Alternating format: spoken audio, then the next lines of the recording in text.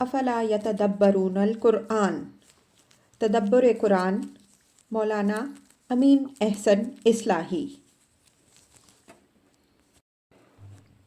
سورہ حامیم السجدہ، آیات 37 تا 46، حصہ دوم۔ اعوذ باللہ من الشیطان الرجیم، بسم اللہ الرحمن الرحیم۔ وَلَوْ جَعَلْنَاهُ قُرْآنًا أَعْجَمِيًّا لَقَالُوا لَوْلَا فُصِّلَتْ آيَاتُهُ أَعْجَمِيٌّ وَعَرَبِيٌّ قُلْ هُوَ لِلَّذِينَ آمَنُوا هُدًى وَشِفَاءٌ وَالَّذِينَ لَا يُؤْمِنُونَ فِي آذَانِهِمْ وَقْرٌ وَهُوَ عَلَيْهِمْ عَمًى أُولَٰئِكَ يُنَادَوْنَ مِن مَّكَانٍ بَعِيدٍ۔ قرآن سے اعراض و فرار کے لیے مخالفین جو بہانے پیدا کرتے تھے، ان میں سے بعض کو نقل کر کے ان کی لغویت واضح کی گئی ہے۔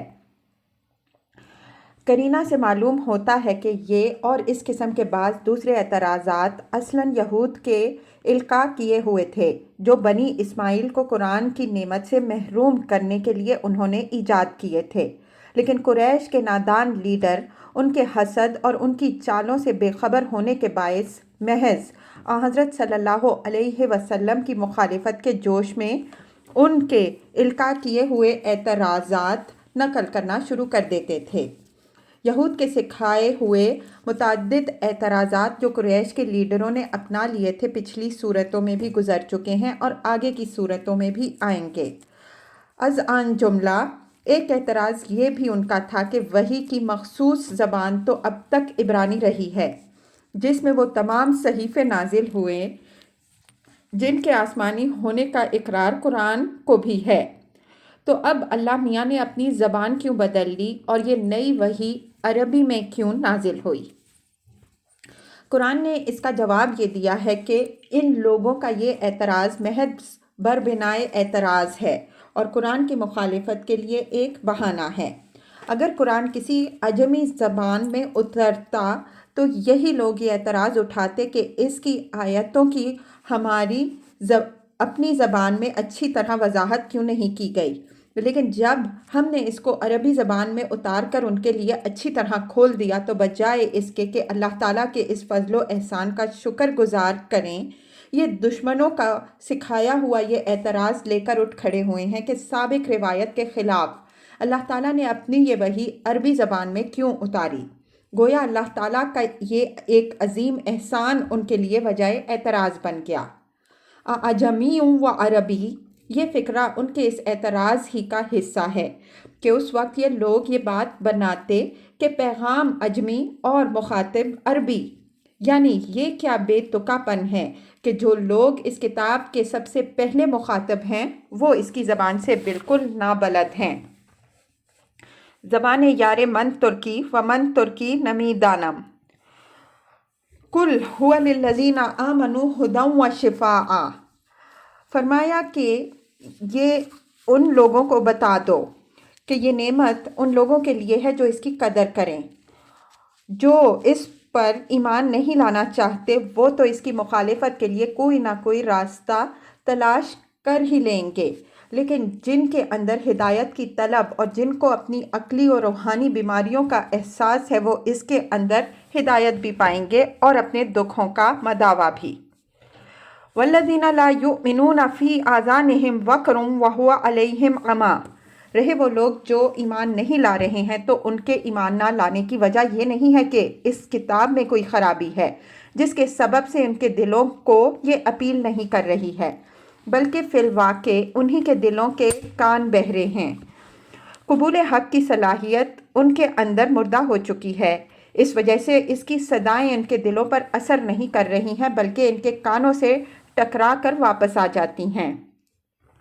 وَهُوَ عَلَيْهِمْ عَمًى، اسی طرح جو لوگ اس سے راہیاب نہیں ہو رہے ہیں تو اس کی وجہ بھی یہ نہیں ہے کہ یہ ہدایت کی روشنی نہیں ہے، بلکہ اس کی وجہ یہ ہے کہ اس روشنی نے ان کی نگاہیں خیرہ کر دی ہیں، جس کے سبب سے یہ ان کے لیے رہنمائی کے بجائے اندھے پن کا ذریعہ بن گئی ہے۔ مطلب یہ ہے کہ ان لوگوں نے اپنی آنکھوں کو روشنی کے بجائے تاریکی ہی کا خوگر کر رکھا ہے۔ اس وجہ سے جب یہ آسمانی روشنی نمودار ہوئی تو ان کی نگاہیں اس کی تاب نہ لا سکیں، بلکہ ان کی رہی صحیح روشنی بھی سلب ہو گئی۔ اس مقام کو اچھی طرح سمجھنے کے لیے سورہ بقرہ آیت 20 کے تحت ہم جو کچھ لکھ آئے ہیں اس پر ایک نظر ڈال لیجئے۔ اولئک ینادون من مکان بعید، یعنی ابھی تو ان کو بہت قریب سے پکارا جا رہا ہے۔ اللہ کا رسول اللہ کی کتاب اور اس کا پیغام لیے ہوئے ان کے پیچھے پیچھے پھر رہا ہے، لیکن یہ اپنی رعونت کے سبب سے بہرے بنے ہوئے ہیں، گویا کوئی بات سنتے ہی نہیں۔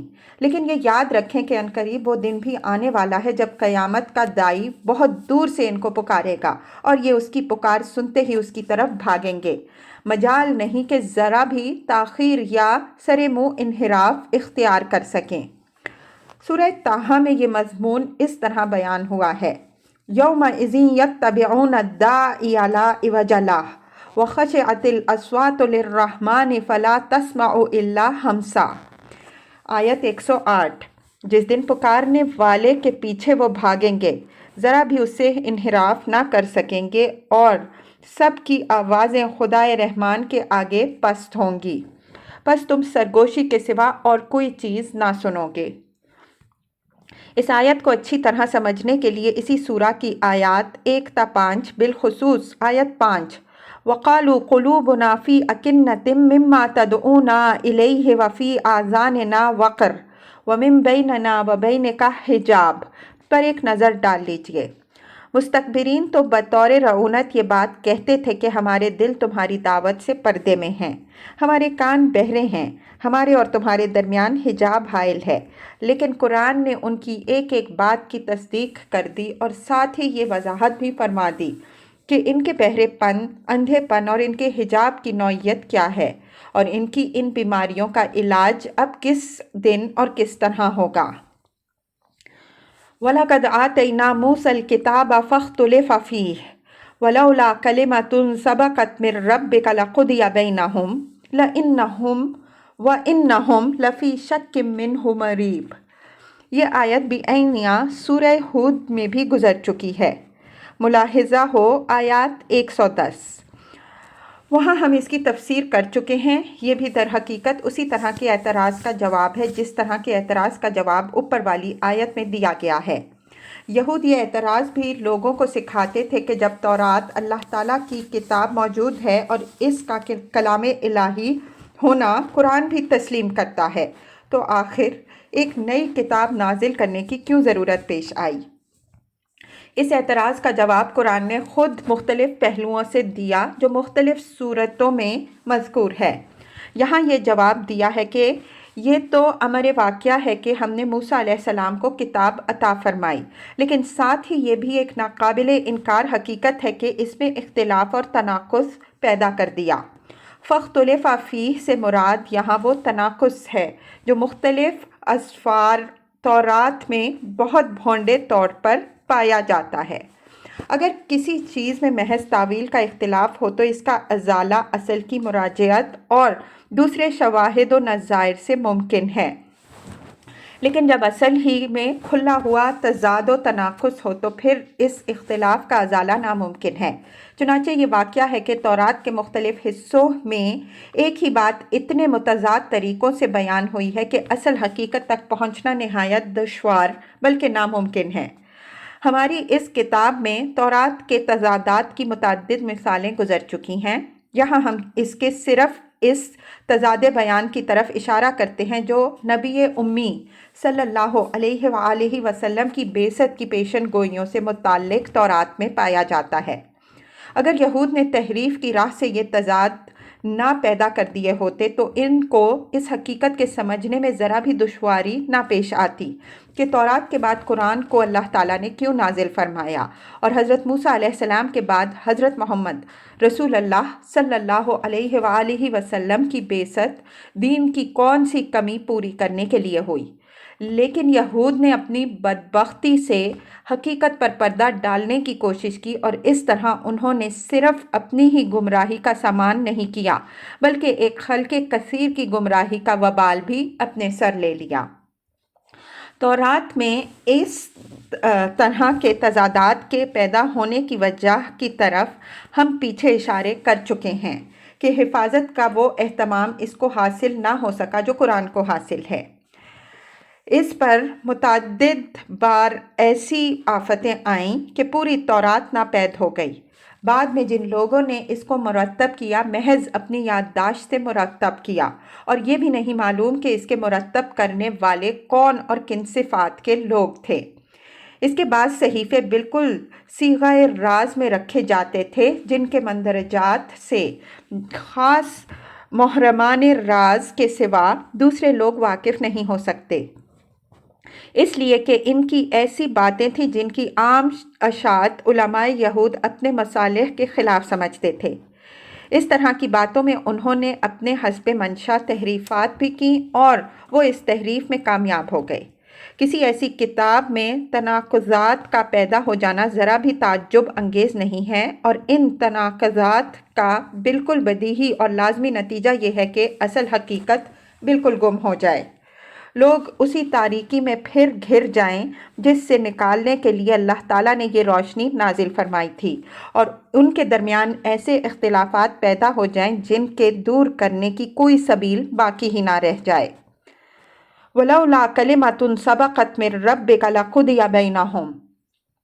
یہ نہایت سخت دھمکی ہے، اور چونکہ یہ اعتراض جیسا کہ ہم نے اوپر اشارہ کیا یہود کا سکھایا ہوا تھا، اس وجہ سے دھمکی بھی انہی کی طرف اشارہ کر کے دی گئی ہے۔ مطلب یہ ہے کہ یہود ابھی تک اپنے آپ کو تورات کا حامل سمجھے ہوئے بیٹھے تھے، اور اس خبط میں مبتلا ہیں کہ تورات کی بدولت جو امامت و سیادت ان کو حاصل ہوئی وہ بدستور ان کو حاصل ہے، اس کو کوئی چیلنج نہیں کر سکتا۔ حالانکہ اللہ کی کتاب کے ساتھ جو ظلم وہ کر چکے ہیں، اس کے بعد وہ مستحق تو تھے کہ اللہ کی عدالت اور اس کے عذاب کے ذریعے سے ان کے درمیان فیصلہ کر دیا جاتا، لیکن اللہ تعالیٰ نے ہر امت کے فیصلے کے لیے ایک وقت مقرر کر رکھا ہے، اس وجہ سے ان کو مہلت دی گئی، لیکن یہ مہلت بہرحال مہلت ہے جو ایک دن پوری ہو جائے گی، اور یہ اپنے اس ظلم کا مزہ چکھیں گے۔ وَإِنَّهُمْ لَفِي شَكٍّ مِّنْهُ مُرِيبٍ۔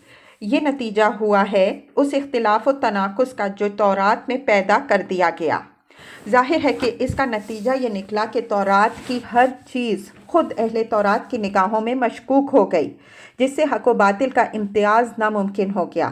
ان کے اندر بے شمار فرقے پیدا ہو گئے، اور ہر فرقے نے جو بات اپنی خواہش کے مطابق پائی اسی کو اپنا دین بنا لیا، اور اصل دین ان تناقضات کے اندر گم ہو گیا۔ امام رازی رحمہ اللہ کے نزدیک منہ میں ضمیر کا مرجع قرآن ہے، لیکن میرے نزدیک اس کا مرجع تورات ہی ہے، اور اس کے مشکوک ہونے کا پہلو وہی ہے جس کا ذکر اوپر گزر چکا ہے۔ یہ مضمون آگے سورہ شورا میں بھی آئے گا، وہاں اس آیت کے بعض اجمالات کی وضاحت ہو جائے گی۔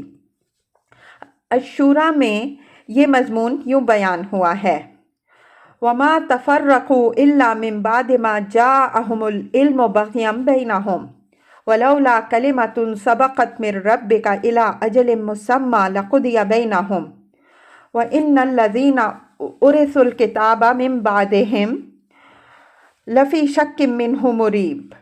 الشورا آیت 14۔